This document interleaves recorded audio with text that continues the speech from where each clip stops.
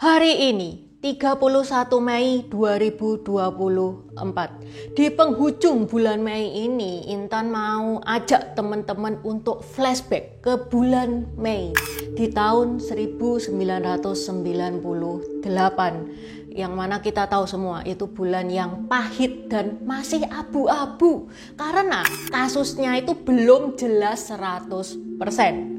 Tapi di video ini Intan mau fokus ke salah satu tokoh Tionghoa yang mana dia itu cantik, masih muda, namanya Ita Marta Dinata. Beliau meninggal pada 9 Oktober 1998 di usia yang ke-18 tahun. Siapa sih Ita Marta Dinata itu dan kenapa dia meninggal? Tajani hao, namaku Intan, selamat datang di channel aku, Dynasty. Kaos yang Intan pakai ini gambarnya Confucius ya. Kalau teman-teman suka, sekarang sudah open PO, bisa di check out sebelum tanggal 9. Kenapa Confuciusnya bawa papan 3 kali 8 sama dengan 23? Apa Confucius tidak bisa berhitung? Intan pernah bahas ada makna di balik gambar ini. Kalau teman-teman pengen tahu ceritanya, ini linknya di deskripsi juga sudah Intan taruh.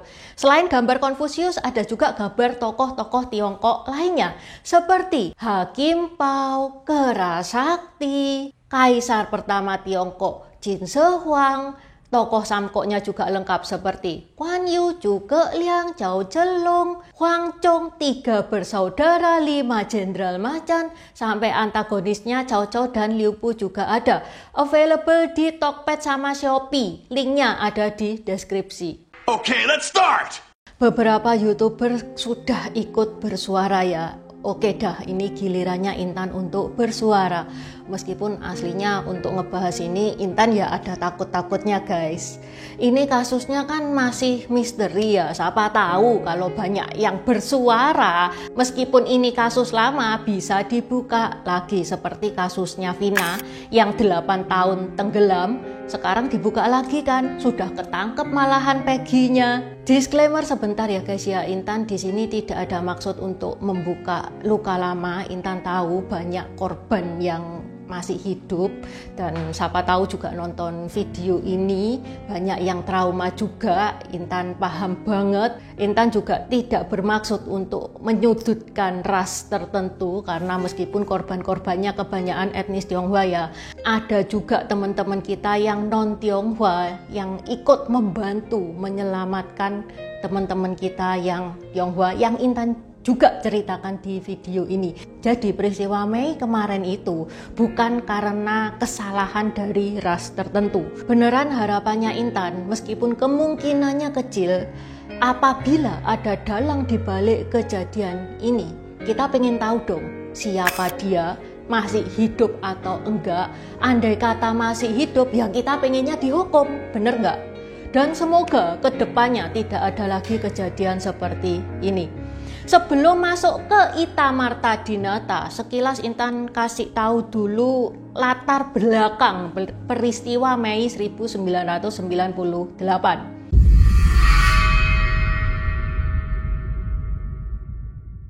Berawal dari krisis moneter yang melanda Asia tahun 1997 yang juga menerpa Indonesia.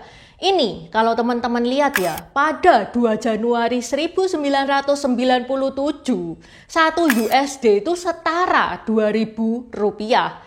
Rupiah mulai melemah dari Oktober 1997 sampai Februari 1998.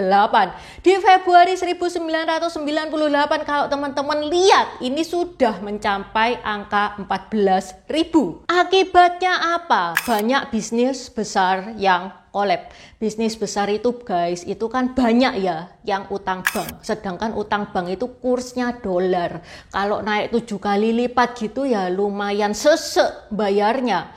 Karena banyak hutang yang tidak dibayar, bank pun itu kredit macet. Ini berimbas pada bahan pokok yang melambung tinggi. Bahkan dikabarkan minyak goreng itu hilang di pasaran guys. BBM naik dalam semalam naik 71% karena terjadi kelangkaan minyak bumi. Pada 10 Maret 1998, di tengah krisis kayak gitu ya, Presiden Soeharto diangkat menjadi presiden ke-7 kalinya. Ini ngebikin masyarakat itu tidak puas ya, karena sudah tidak percaya lagi kepada Presiden Soeharto. Yaitu Saudara Soeharto. Peristiwa ini diawali pada 4 Mei di Medan, yang mana di sana itu sudah ada aksi panas, ada bakar-bakaran dan lain-lain. Ini pun nular ke Jakarta. Kondisi negara yang tidak kondusif ngebikin mahasiswa Jakarta ini memberanikan diri melakukan demo pada 12 Mei 1998. Kenapa Intan bilang memberanikan diri? Karena pada zamannya Orde Baru itu tidak ada demo-demoan ya guys ya. Berani demo besok hilang. Makanya ini mereka kalau sampai berani demo di era Orde Baru, mereka ini sudah siap untuk hilang. Para mahasiswa menuntut tanggung jawab pemerintah atas terjadinya krisis ekonomi. Awalnya demo ini sebenarnya adalah aksi damai ya. Tujuannya juga baik, tapi kondisi itu menjadi semakin tidak terkendali saat demonstran bentrok dengan aparat keamanan sampai terdengar suara tembakan. Demo bubar, semua pada panik melarikan diri. 4 mahasiswa Trisakti menjadi korban dan meninggal. Mereka adalah Elang Mulia Lesmana, Hafidin Royan, Heri Hartanto, dan Hendiawan Si. Setelah peristiwa penembakan itu terjadi chaos ya. Mulai 12 Mei sampai 15 Mei ada penjarahan, pembakaran, penganiayaan, bahkan pelecehan seksual. Yang sasaran utamanya adalah etnis Tionghoa. Kenapa sasarannya etnis Tionghoa? Menurut Kompas.com ini terjadi karena kesenjangan sosial ekonomi antara etnis Tionghoa dan orang lokal. Ya, dipikirnya etnis Tionghoa itu kaya semua, padahal yang susah juga banyak. Buktinya apa? Intan pernah bahas Pachinko, Intan juga pernah bahas Cina Benteng, Cina Singkawang. Tapi yang kelihatan yang kaya-kaya. Soeharto mengundurkan diri pada 21 Mei 1998 untuk menghindari perpecahan dan meletusnya ketidakstabilan di Indonesia lebih lanjut. Pemerintahan kemudian dilanjutkan oleh Wakil Presiden B.J. Habibie yang kemudian menjadi presiden. Itu tadi latar belakang yang menyulut peristiwa Mei 1998. Sekarang kita masuk ke peristiwanya yang terjadi di bulan Mei 1998. Sebelumnya tak kasih tahu dulu ya sumbernya, karena kemarin itu ya ada yang bilang kalau Intan itu ngarang. Wah, makasih loh pujiannya, Intan bisa ngarang sejarah. Mau Cetung itu tokoh fiktif karangannya Intan gitu ya. Sumber Intan di video ini adalah kesaksian dari pemimpin perempuan feminis pertama di Indonesia. Namanya Ibu Ita Fathia Nadia. Ibu Ita Fathia Nadia itu berada di lokasi kejadian. Dia melihat dan dia itu menolong korban sebanyak mungkin. Di deskripsi Intan kasih sumbernya. Karena namanya sama-sama Itanya, jadi Intan bilangnya nama lengkap ya supaya teman-teman nggak bingung. Menurut Ibu Ita Fathia pada tragedi 12-15 Mei 1998, beliau itu banyak terima telepon dan pager. Bu, ada chaos bu di apartemen Pluit. Kebanyakan korbannya adalah etnis Tionghoa. Yang wanita banyak yang digituin. Telepon ditutup, berdering lagi teleponnya. Bu, ada chaos bu, diglodok. Sasarannya itu sama. Sehingga Ibu Ita Fathia itu membagi tim ya. Ada yang di Glodok, ada yang di Pluit. Ibu Ita Fathia Ibu Ita Fathia Nadia ini dia kebagian yang di Glodok. Dia berangkat untuk menolong orang sebanyak mungkin di Glodok. Dia langsung naik ojek ke Glodok. Begitu nyampe di Glodok, Ibu Ita Fathia itu melihat ada 4 wanita Tionghoa yang sudah babak belur dan compang-camping. Dia dikerumuni puluhan pria. Yang mana Ibu Ita Fathia itu yang bawa payung nih ya, dia langsung turun, dia langsung bergegas ke kerumunan itu terus bilang, stop, stop, stop. Ibu Ita Fathia sendiri itu juga bingung, dia itu dapat kekuatan itu dari mana. Puluhan pria tersebut yang mengelilingi 4 wanita Tionghoa itu, dia kemudian bubar. Inilah kekuatan emak-emak. Ibu Ita Fathia langsung menolong 4 wanita etnis Tionghoa tersebut dan dilarikan ke hotel yang mana dia kenal sama pemilik hotel tersebut, namanya adalah Om Lim. Hotelnya sudah tutup, tapi Ibu Fathia itu menghubungi Om Lim, terus sama Om Lim itu oke, dah masukin. Akhirnya dimasukin. Ibu Ita Fathia berusaha sebanyak mungkin menolong korban dan masukin korban ke hotelnya Om Lim tersebut. Nggak peduli cowok, nggak peduli cewek. Terus Ibu Ita Fathia dapat lagi pager. Kali ini dari seseorang yang namanya adalah Pak Haji. Bu, ayo pergi ke Cengkareng, pergi yo rumahku. Pak Haji dan Bu Ita ini tidak saling kenal ya, tapi Bu Ita ini datang ke rumahnya Pak Haji di Cengkareng. Yang mana Pak Haji bilang di rumahnya dia sudah ada 3 wanita Tionghoa yang lagi pendarahan. Untung aja istrinya Pak Haji ini bidan ya, jadi 3 wanita Tionghoa itu sudah mendapatkan minimal pertolongan pertama. Segera Ibu Ita Fathia dibantu sama Pak Haji, dibantu adiknya Pak Haji, itu langsung melarikan 3 wanita Tionghoa itu ke rumah sakit terdekat pakai sepeda motor. Terus pager berbunyi lagi. Kali ini korbannya adalah 2 mahasiswi Trisakti. Nunggu di dekat jembatan di depan Trisakti. Lina namanya Lina 18, Sien nama Cina-nya Lisien siapa tapi panggilan Sien itu umurnya 21. Datangin mobil, bawa masukkan, putingnya dipotong. Wes guys, pokoknya ceritanya tuh ngeri-ngeri. Ada juga loh yang digituin selama 9 jam di taksi. Tapi dari semua kasus ini ada 1 kasus yang bisa dibilang menyayat hati Ibu Ita Fathia. Kisah dari seorang anak yang baru 11 tahun. Namanya adalah Francisca. Dia pendarahan di rumah sakit dan ada botol pecah di kemaluannya. Gila men, yang lakukan ini bukan manusia, asli bukan manusia. Ibu dan kakaknya Francisca itu sudah meninggal duluan di hari yang sama karena tragedi itu. Tidak tahu ya kenapa mereka itu meninggal. Francisca itu juga nggak kuat untuk bercerita. Tapi lah Intan pikir logikanya Francisca aja yang masih kecil aja dia tega kayak gitu, apalagi sama kakak dan ibunya Francisca. Itu tadi yang Intan ceritakan itu cuma secuil kejadian. Realitanya itu jauh lebih nyesek.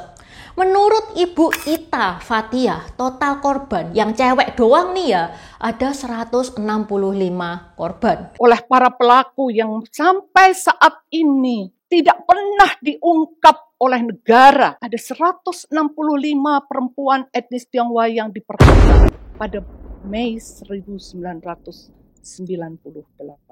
Ibu Ita Fathia Nadia yang sudah berjuang sebegitunya sampai mempertaruhkan nyawanya. Terus dia itu sempat loh dituduh pembohong, dituduh menyebarkan hoax yang mencemarkan nama baik bangsa. Ya memang peristiwa ini sempat diisukan hoax karena tidak ada saksi, tidak ada korban yang bersuara. Mereka pada bungkam semua. Kita tidak bisa nyalahkan ya. Maklumlah karena mereka juga meragukan jaminan keamanan. Ada loh saksi yang nggak mau disebut namanya. Dia bilang kalau dia mendapatkan ancaman kalau dia bersuara. Di luar pintu itu sudah ada Pak Wiranto berdiri begini, Pak Wiranto. Kemudian di sini Pak Sintong. Kemudian di sini adalah Kapolri. Yang pertama adalah Pak Wiranto.